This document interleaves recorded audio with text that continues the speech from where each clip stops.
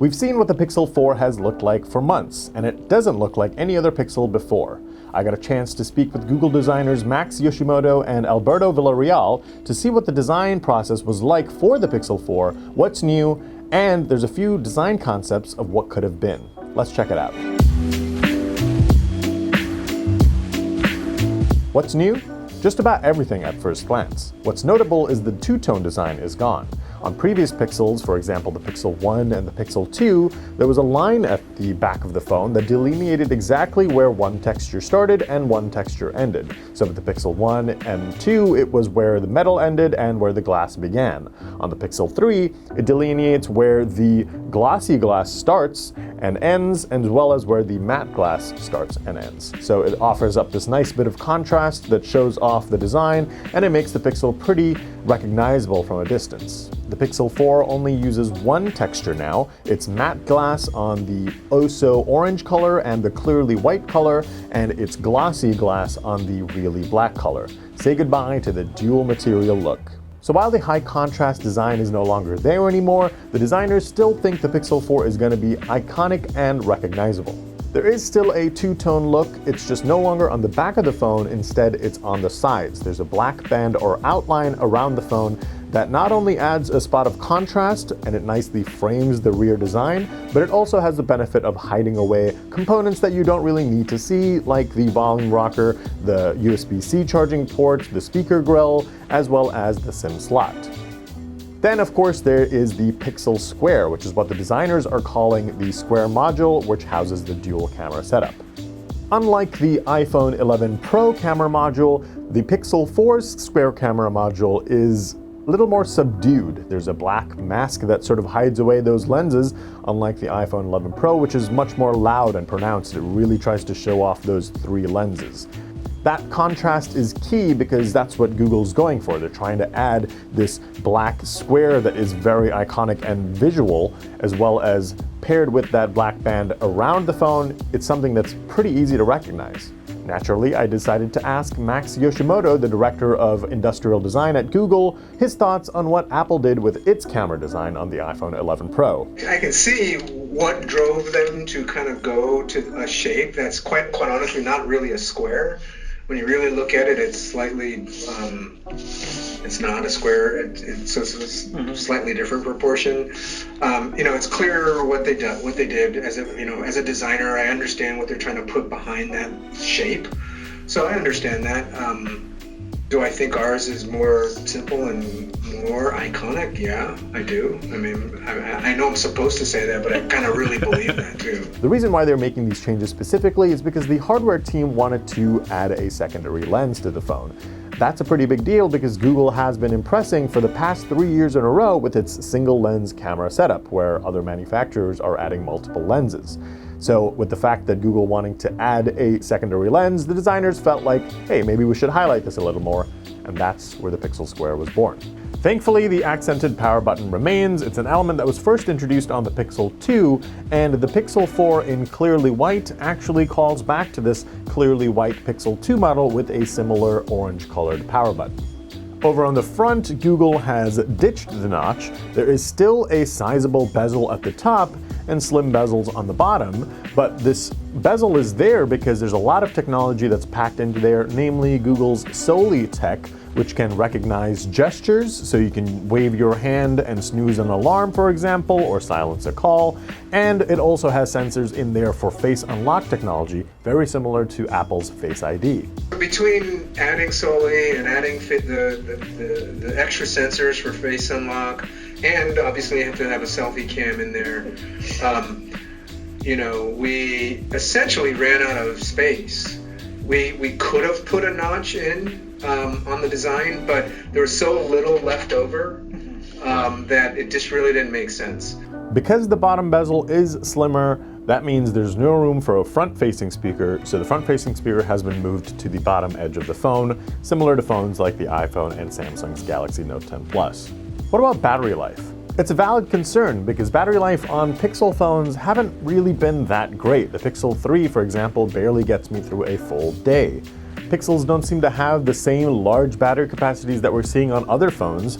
For example, the Galaxy Note 10 Plus has more than 4,000 mAh battery capacity inside, whereas the Pixel 4 XL only has a 3,700 mAh battery capacity. It's not as though Google is trying to keep the phones as thin as possible, though.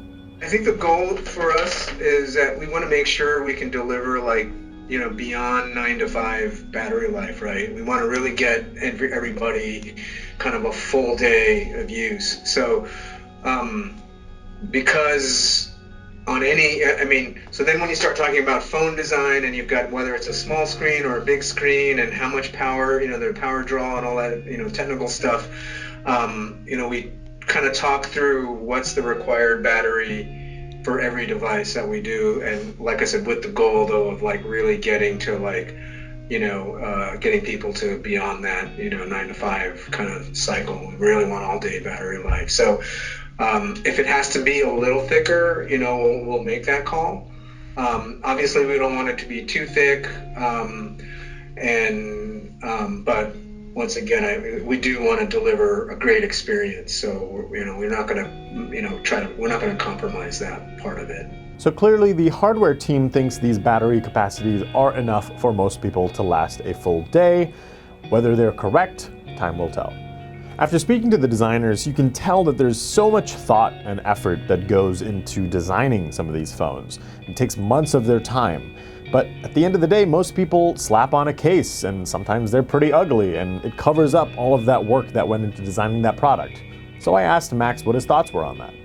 I've been doing phone design for a while, so I think that, maybe if you'd asked me that 5 years ago, I might have said a straight up yes. It still kind of hurts, but I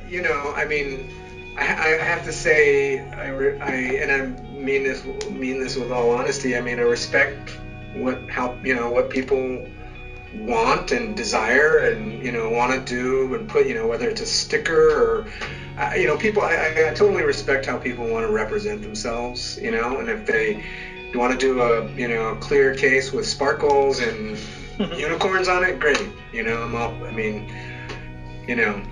At least we're still in control of the phone design itself. So. Yeah, right. If you are going to use a case, Max will probably want you to use the fabric cases from Google, and they're also a little different now with the Pixel 4. Gone is the hole for the fingerprint sensor because there's no fingerprint sensor on the back of the phone, and it also accounts for the Pixel Square. But more interestingly, the weave is very different. It's bolder, it adds more contrast. They're more distinctive basically than the current fabric cases, and that's to help match with the Pixel's 4 design of being bold and having that black border around to show off that contrast. The black band, the Pixel Square, all of this didn't just happen in a day. It's a design process, so there's lots of concepts, and Google shared with us a bunch of images showcasing some of the other concepts that could have been the Pixel 4. Look closely at this one here, and you'll see at the far right edge, there's 4 Pixel 4 designs. One of them kind of looks like an iPhone 11 with the 2 cameras stacked on top of each other.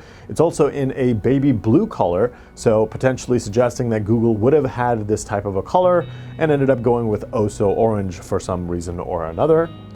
Then there's also next to it one that kind of looks like the Samsung Galaxy Note 10 Plus with a vertical camera module, although the module is a little more rectangular and wider than the one on the Note 10 Plus. Further on the right, you can see 2 more Pixel designs. A little hard to tell, but you can see the two-tone design with that line there in the middle, as we've seen on previous Pixel phones, showcasing that it wasn't that they were setting out to get rid of that line from the very beginning. Looking at the other images, you can see Google playing around with potentially using round buttons instead of rectangular ones. You can see they're playing around with different colors, as well as different styles for those dual camera modules. One other interesting tidbit is a design that kind of looks like the Nexus 6P, so meaning that we potentially could have gotten a Pixel 4 with a camera module that sort of took up most of the frame at the top. That would have been pretty cool. I still think the Nexus 6P is a pretty nice looking phone. It's hard to design a phone because you have to keep in mind about all the components that make it up, as well as it's just a rectangular slab. You have to try and find new ways to make it look fresh. Alberto Villarreal says it best. Yeah, phone design is hard because you have to balance so many different components in such a tight space. I think for other products it's a little easier to grow because you don't have to put them in your pocket and carry it with you all day. But a phone is like every cubic millimeter is packed with something. So it's really hard to balance, like, the location of things, the dimensions, and then still do something like it's a good user experience to carry, to use. At the end of the day, looking at the other concepts, I'm pretty happy with where they ended up with the Pixel 4. I love the black band, I think it adds a nice bit of contrast, and it's something that you don't really see every day, and the Pixel Square definitely does hold my gaze. I do like that the lenses are a little more masked than what you can see on the iPhone 11 Pro. Thanks for watching, everyone. What do you think about the Pixel 4 design? Do you like it? Do you hate it? Is there a concept you liked? Let us know in the comments. Otherwise, like, subscribe, and head to digitaltrends.com for the full story and more.